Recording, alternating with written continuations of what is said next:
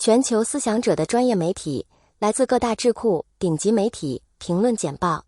只等习近平与拜登联手，俄乌就有和平计划。外交政策，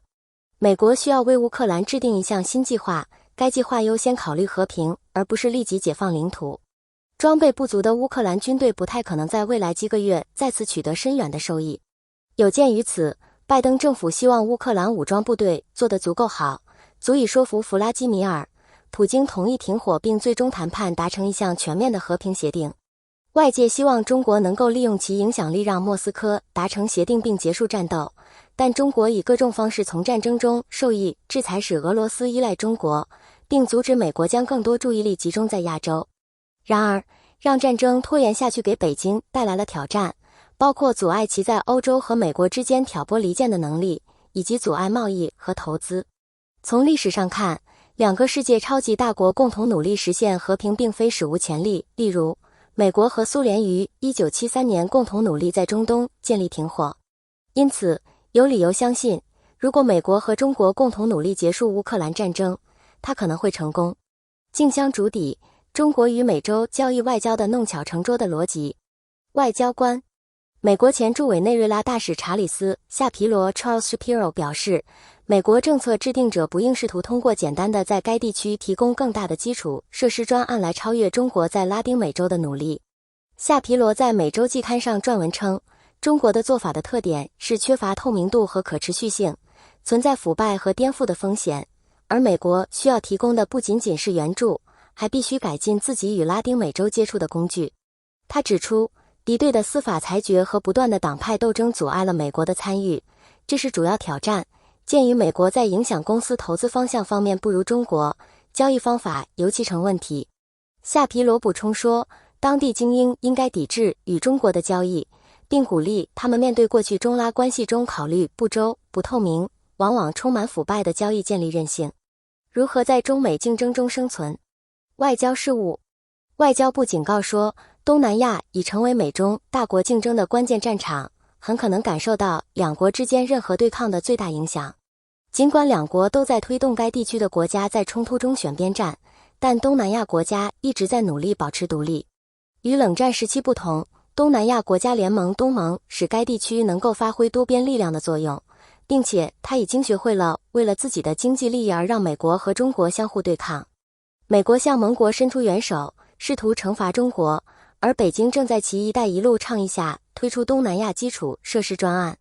尽管这两个超级大国要求东南亚选择明确的立场，但它已经能够开辟自己的道路，并加强建立在东盟基础上的多边机构，使该地区能够独立行动。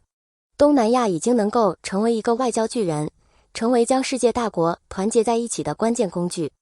如果东南亚希望保持中立，被动不是一种选择，因此需要仔细考虑。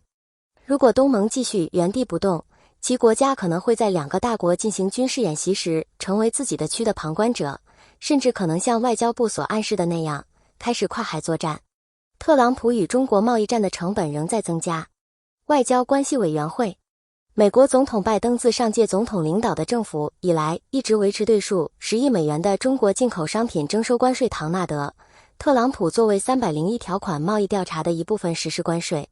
这些措施因其缺乏效力以及对美国企业和消费者的影响而受到广泛批评。在审查这些关税时，美国贸易代表最近邀请有关各方发表意见，共收到1497份意见书，其中286个基本相同，而30个是空的或无关紧要的。绝大多数留下来的人呼吁取消关税。美国行动论坛 American Action Forum 的一项研究估计，美国消费者在很大程度上首当其冲，总共支付了480亿美元，其中240亿美元是由依赖中国中间投入的美国公司支付的。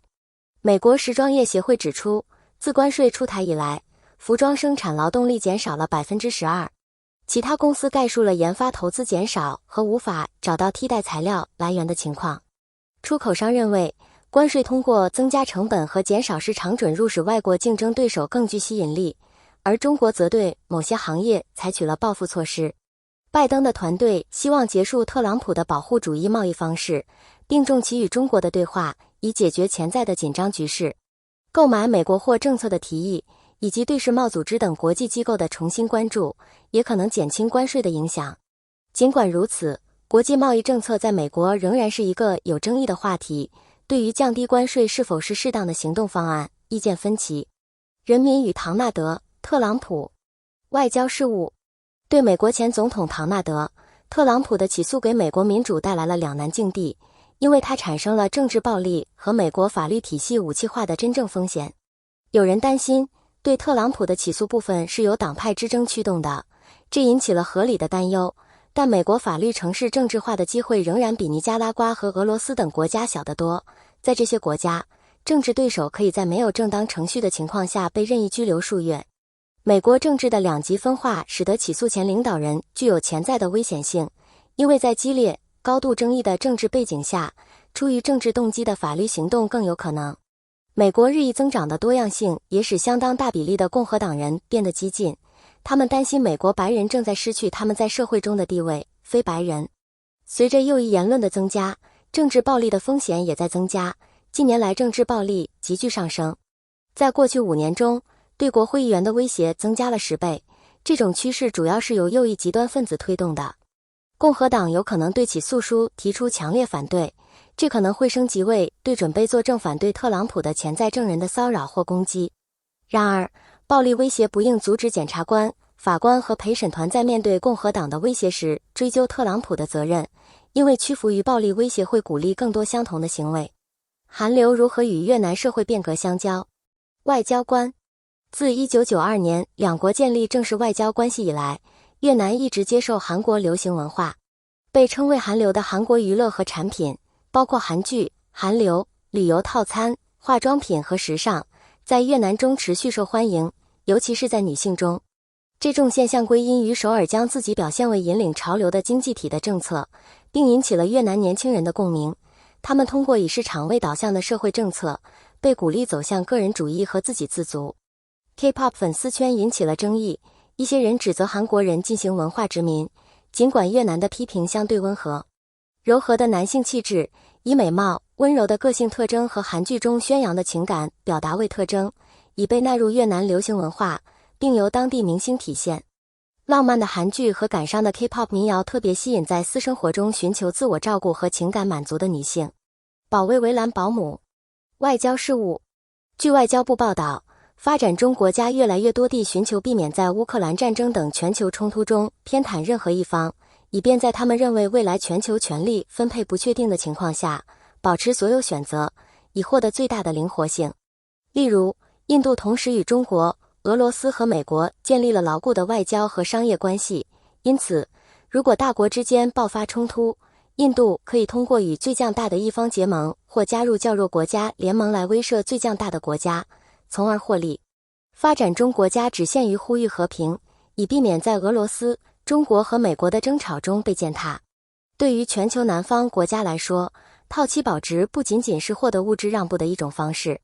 这一战略得益于这些国家与大国的历史，以及他们坚信西方列强在与发展中国家打交道时尤其虚伪。西方呼吁发展中国家成为负责任的利益相关者，这在全球南方大部分地区都是空洞的。对冲国家发现很难接受西方基于规则的秩序，因为美国及其盟国经常违反规则。此外，发展中国家还认为，华盛顿将其与北京和莫斯科的竞争视为民主与专制之间的斗争是虚伪的。在各国寻求维护其独立和主权时，安全问题是套期保值的一个主要问题。对冲还涉及令人失望的盟友，例如土耳其。尽管土耳其是北约成员国，与美国和欧盟有助牢固而有价值的联系，但土耳其避免被卷入乌克兰冲突，因为土耳其总统埃尔多安希望不疏远俄罗斯，俄罗斯可以对安卡拉的主要利益领域施加影响。世界人权宣言75周年与联合国人权事务高级专员沃尔克·蒂尔克的对话。战略与国际研究中心。战略与国际研究中心 CSIS 人权倡议正在与联合国人权事务高级专员沃尔克·蒂尔克 Volker Turk 举行扶手椅对话，以纪念世界人权宣言75周年。土耳其将讨论宣言中提出的预防冲突和促进可持续和平与发展的蓝图。对话由 CSIS 人权倡议主任 Marty Fox 主持，还将探讨投资人权的安全效益。随后将进行观众问答。春季会议读物、成果和后续步骤。战略与国际研究中心。国际货币基金组织和世界银行集团最近的春季会议主要以谨慎的基调和关注全球增长放缓和通胀居高不下为标志。还有人警告说，地缘经济分裂和相关贸易紧张局势的威胁日益严重。今年早些时候的金融不稳定也凸显出来。取得的进展包括启动了一项新的世界银行集团倡议，以恢复债务困扰国家的债务可持续性，以及在发展世行使命和扩大其贷款能力方面取得进展。然而，会议也强调了日益上升的碎片化风险。这两个机构的理事机构都没有发布基于共识的公报。在更新世界银行集团使命宣言的方法方面也取得了进展，该使命宣言应更加注重可持续性和韧性，以支援消除极端贫困和促进共用繁荣的现有核心目标。新产业政策的危险。外交事务。